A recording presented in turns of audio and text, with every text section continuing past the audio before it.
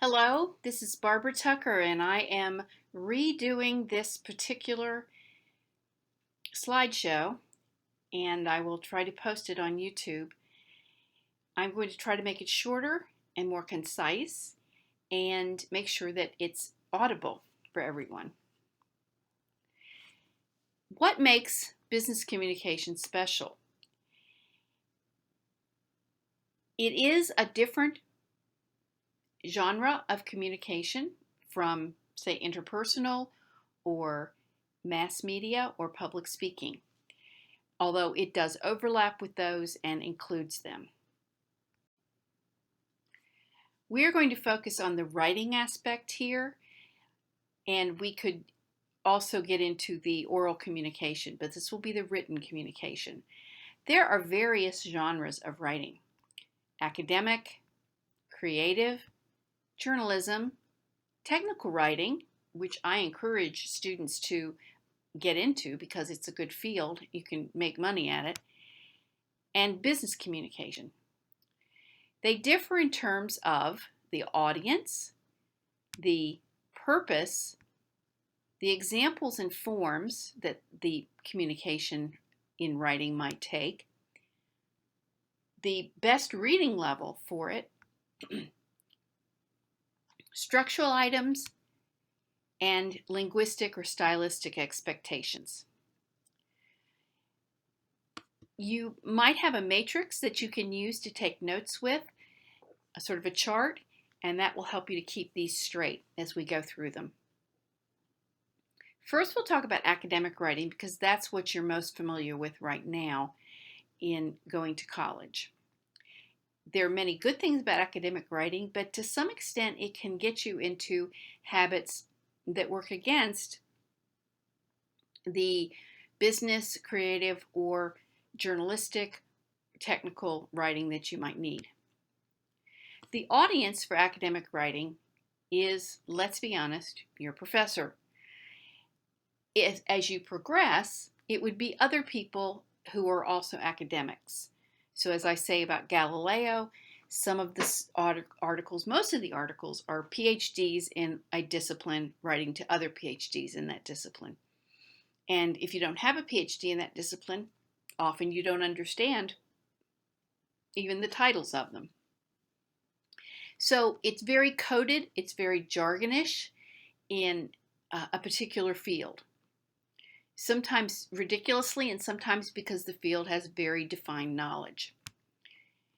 The purpose is to spread research, spread discovered knowledge.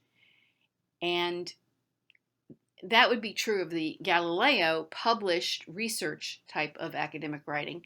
For what you do in school, to be honest, you are showing the professor in your writing that you know how to write. It is our job as professors to train you in writing, so we use the academic format to teach you certain aspects of critical thinking, problem solving, research, as well as clear writing. So the purpose is either to spread knowledge, to disseminate knowledge, or to show your teacher that you know how to write. The examples and forms take certain forms, I suppose, in terms of the discipline. In the sciences, what we call the hard sciences, there are certain ways that the article is supposed to be written. In the social sciences, which is what I was in, the dissertation or the article has a certain format. It has introduction, then research question, then lit review, then methodology, then findings, and discussion and conclusion. And that's a pretty typical dissertation or scholarly article in the social sciences, like communication or psychology, that kind of thing.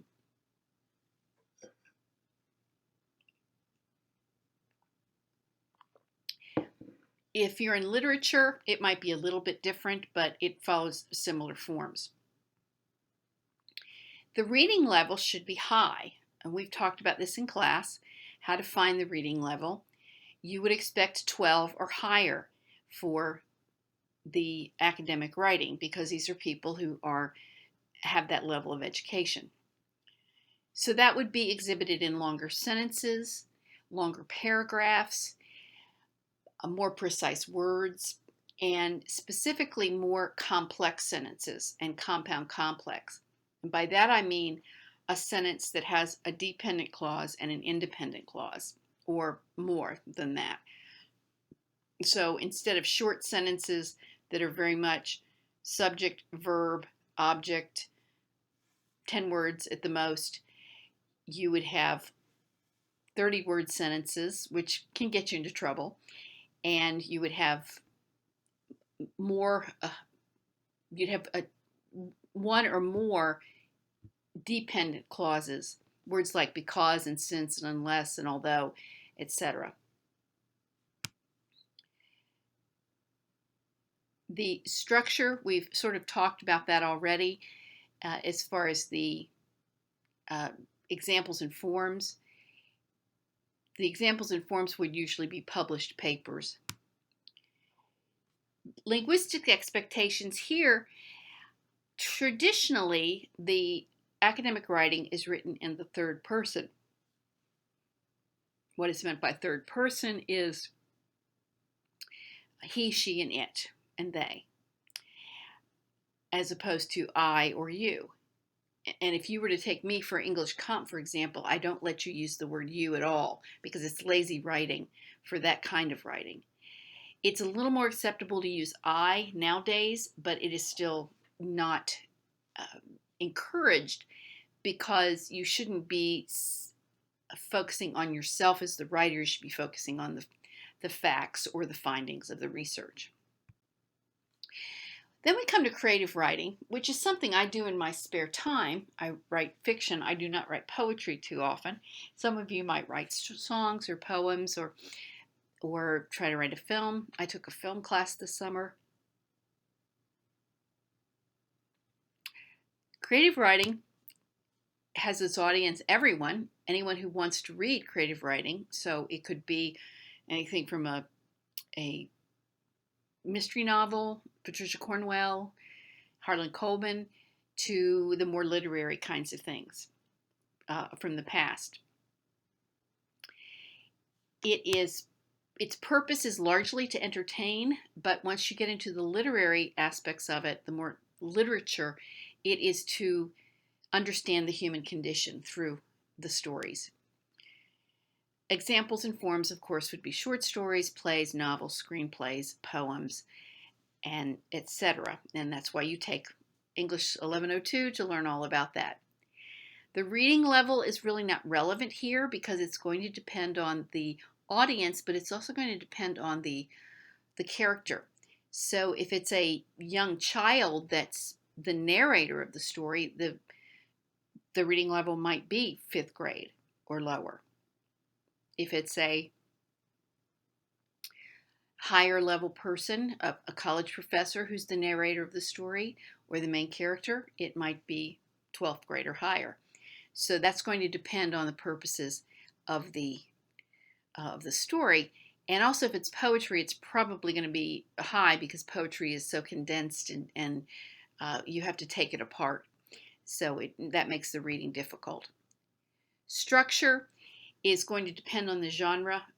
In the screenwriting class I took this summer from Mr. Reese, and I recommend that you take it, we learned all about the structure of a screenplay, and it's not the same as the structure of a novel, which I'm more used to.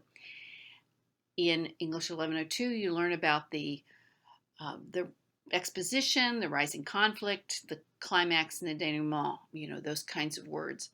So the format is going to control the structure, but the idea is usually that it builds to some sort of emotional or intellectual or dramatic climax to engage the reader, that it's going somewhere, like a wave is the idea. And then stylistic or linguistic expectations, the sky's the limit here, because, as you know, while in this kind of journalistic or business writing, propriety and correct grammar is absolutely necessary. That's not going to be the case in creative writing if the character does not speak that way. So you can be all over the place here. You can be in first, third, or second person. You can have bad grammar, etc. The next is journalistic writing. The audience is the public, and the purpose is to hopefully spread the news, give information about current events. Sometimes you wonder. The example or forms is the typical story, and in the next slide I'll talk about the structure and the examples. The reading level is typically at 10th grade or lower. So journalism usually uses very short sentences. That's why I was surprised by the CNN example that we used in class. And the stylistic and linguistic expectations are short sentences and all third person. No I, no you. And there should be a limit on emotional words or evaluative words, with an emphasis on facts. What I have here is, I'm going to take a little detour to talk about journalistic writing, which we don't really teach here. We have some journalistic writing in writing for electronic media that Dr. Tomasello teaches, and in public relations course that Mr. LaHue teaches, and advertising that Dr. Yamber teaches. But the inverted pyramid is the way that a news story is written. And it starts with the beginning. The beginning of the story is information they must have for their communication to be successful. So that's why when you're reading a news story, the first paragraph or two will be very chock full of dates and places and names and facts. And then as you read more and more, it gets into more and more details and perhaps quotations from people. And that's sort of what this shows. You look at it, it says additional information that is helpful but not crucial. And then the bottom of the pyramid is it'd be nice if they had it. And what's the point here? Well, this is to help editors. An editor, if the editor has a lot of space and the article is, say, 500 words, then the whole thing will get published in the paper. But if the editor only has space for 200 words, he's not going to sit there and edit line by line to figure out what to get rid of. He's just going to chop it off at some point, pretty much. And that's the tradition in journalism. So they developed this inverted pyramid that's the most important stuff first, and then if you have time, have space, we'll get into more of the details and the, I don't want to call the froth, but the frosting, let's say. And if you've ever read a newspaper article and it seemed to just sort of stop in the middle of a thought, that's why. They ran out of space. So it's written this way that the most important information is at the front. And that's a little different from what we're used to. That's actually a little bit more of what we're going to do in this class. We won't be writing a press release in here. I wish we had time to do it.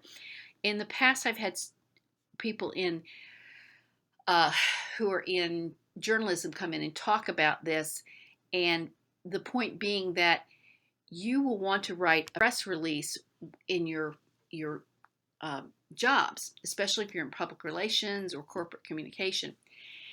And the goal of a press release is to get your company's or organization's story in the local newspapers, because it's free advertising. It's a good public relations tool. The newspaper is not under any obligation to publish it as they would be if you paid them to advertise. But if the editor finds that it's timely or newsworthy, he or she may put some of the news release, the press release, into the paper. And I would challenge you to go to local newspapers and just kind of go through them and see, that looks like it's a press release, because it's usually you can tell because it won't have the name of an author on it who works for the paper, or it won't be syndicated from another larger organization. It will just be without a name, and it'll be information about a bank opening, about a new doctor coming into a practice, a program at a school that might be of help to the community, something like that. So it's a way for an organization or company, if they have something that's going to help the community. Now, it wouldn't be if they were going to have a sale. I mean, that's silly. But if somebody new is going to be joining the staff of an accounting firm, and they want people in the area to know this person is coming into the community. So you would send it to the editor or writer who's in charge of that subject in the paper, and you want to make sure it's newsworthy, that it serves the community, people benefit from knowing it, that it's timely. It should be something ahead of the time instead of something 2 weeks after the fact. And you don't want to send one every day. You want to send it so, at times that are reasonable. So, and there are some examples. The structure of a press release is that it's one page, and it should have a creative and concise and catchy and correct headline.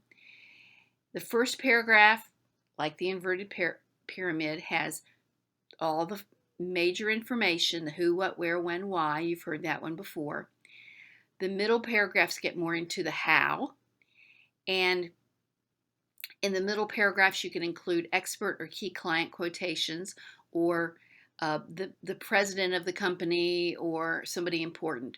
If you see a press release from Dalton State, it will often have one of the vice presidents quoted in the story, or the coach, or the president, depending on what the story is about. And it should end with a short paragraph describing the business and the background with contact information at the end. The style, of course, is in third person, not we or I. It should make every word count. You do not want it to be long and have industry jargon that no one understands, because the people at the paper are not going to edit it for you. It needs to be right, and they don't have time. They're getting out of paper, so they don't have time, and they're understaffed to go through and line by line read it and edit it. That won't happen.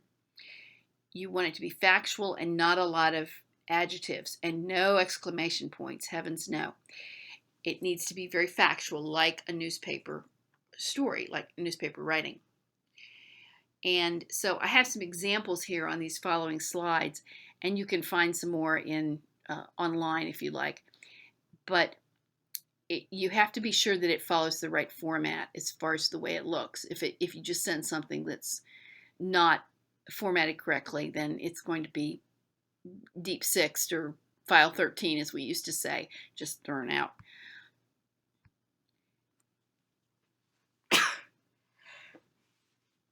Excuse me.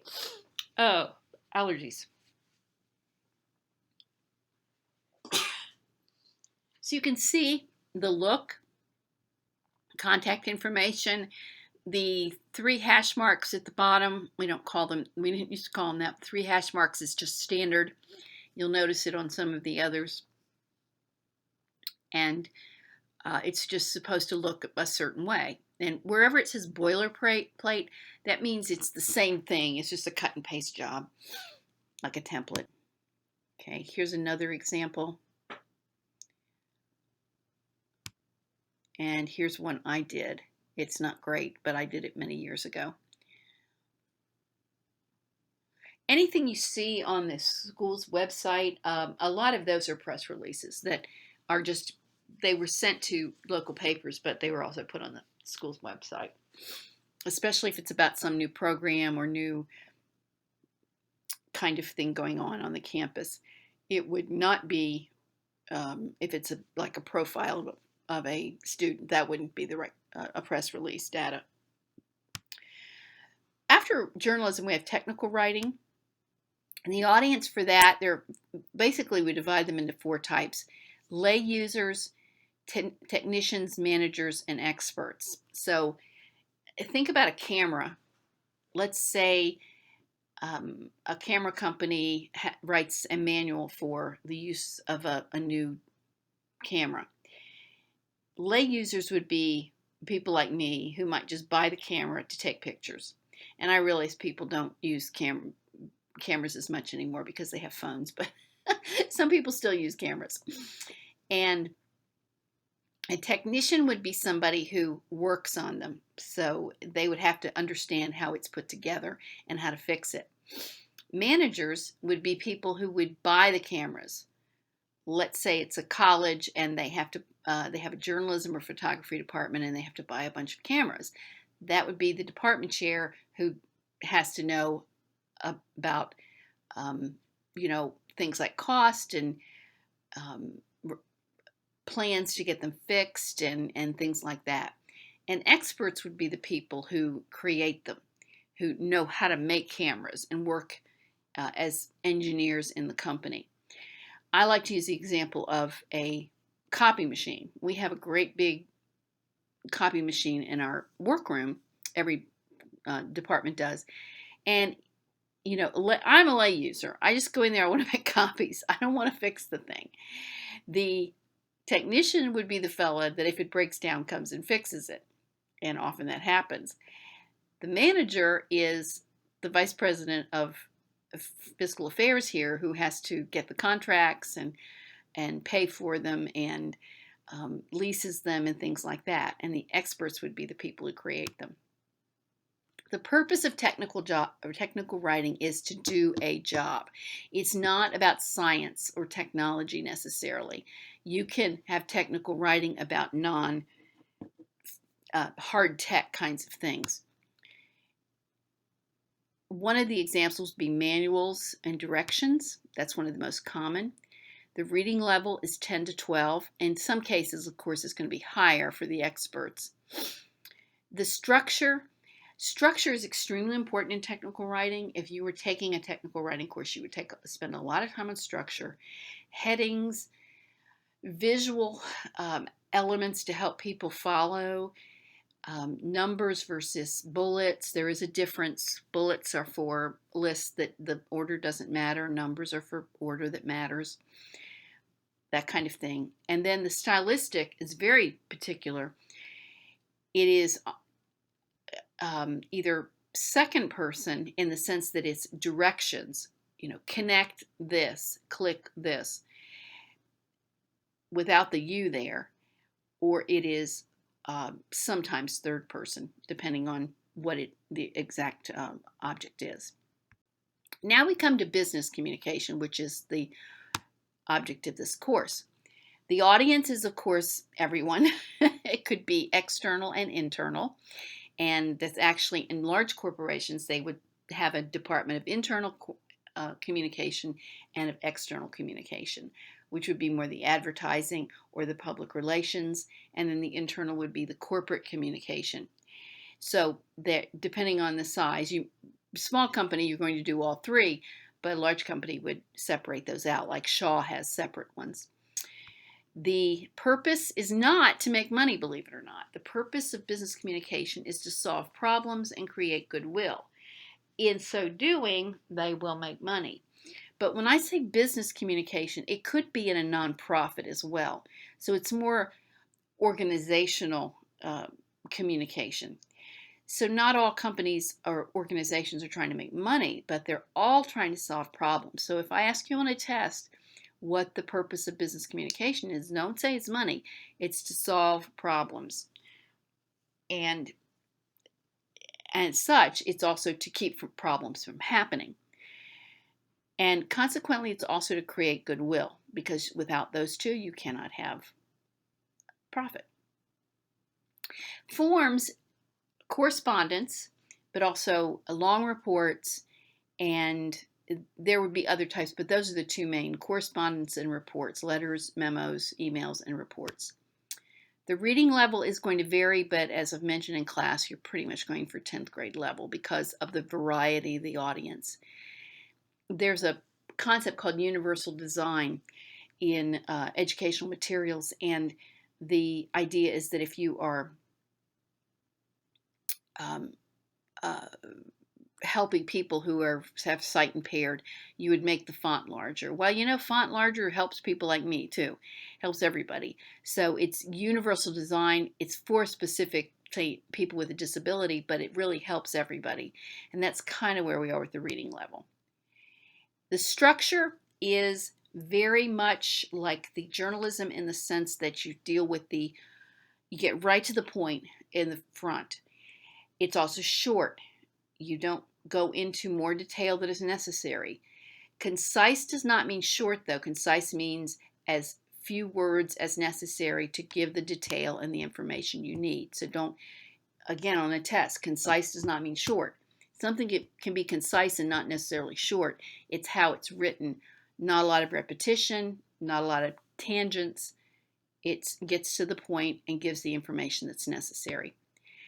And then linguistic expectations, very much the back again, lack of repetition, but also, excuse me, also the it's going to be in you, second person usually, or first person I, and it is very important that it is grammatically correct. We come to something that's called the 5 C's of writing, and you will see different lists of these, but the primary 5 C's of writings are, first of all, clarity. If it's not clear, it's not what you need. You are looking for as close to possible one-to-one correspondence between what's in your head and what they get in their head. That's the easiest way to know how to put it. And clarity, we all think we're being clear and we're not. It was one thing I've learned from teaching online is you might think an assignment is clear and it just isn't to the person reading it. So I have to keep working to make assignments clear. Correctness, this was in terms of both factual correctness and grammatical and linguistic correctness. But the factual correctness, a lot of times when people are proofreading, they look at the words, but they don't look at the numbers. You want to make sure you got the numbers right, that your zeros are in the right place, and your periods and your decimals and all that kind of thing. That matters as well. Sometimes people don't notice headings that are incorrect. I get that a lot. Courtesy is this thing called you attitude. You attitude means that you are solving the problem. You're not creating more problems, and we'll discuss this more in class. But it's the idea that you don't, if somebody calls with a problem, you don't place any blame or so much deal with the past or what they should have done. You just give them a solution. What can we do? So that if somebody's power is turned off or their cable is turned off, you don't say to them, well, this is what happens when you don't pay your bill. Who cares? It's just, that's bad will. That's bad PR. You just talk about, if you do this, you can get your power back on. Now that seems like a simple change, but a lot of people have trouble not fussing or blaming or looking at the past and what went wrong. Doesn't really matter. Let's just fix the problem. That's the courtesy. The courtesy is not using please a whole lot. Now you should say please, but I find students think that courtesy means, if it would be all right, would you please consider doing this because it would really, no, you don't need to do that. Just say please. One time, one word, that's all you need for your request. The next C is coherence, which means that it hangs together, it has transitions, and it's structured well. And the last is conciseness, which we've talked about. Now you will sometimes hear other words: control, confidence, concrete, conversational, compelling, consistent, complete, lots of words with C, but the 5 C that I have listed there are really the main ones we want. Okay, some takeaways. All writing is not created equal. Okay, so what you've been learning in college for your first 2 years, I'm trying to get you out of some of those habits. The main thing is know your audience and your purpose. That is the core concept here.